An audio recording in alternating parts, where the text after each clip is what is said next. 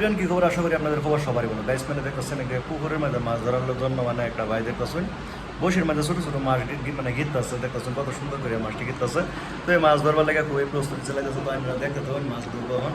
তো অনেক সুন্দর সুন্দর মাছ আছে এখানে, তো দেখতেছেন। আর মাছ মারার পদ্ধতি মানে সবাই জানে না, তো বিশেষ করে দেখতেছেন এই বসির মধ্যে বড় বসি একটা, এই বসির মধ্যে কত ধরনের মাছ দিতেছে।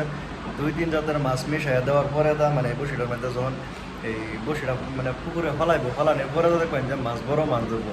তো আমরা আজকে অবাক হয়ে যাবেন, কারণ আমি যেরকম মানে যেরকম আর কি মাছের ভিডিওটা আপনার সামনে উপস্থাপন করতেছি, তো আপনারা দেখে দেবেন যে আসলে মানে ভিডিওটা অনেক সুন্দর হইব।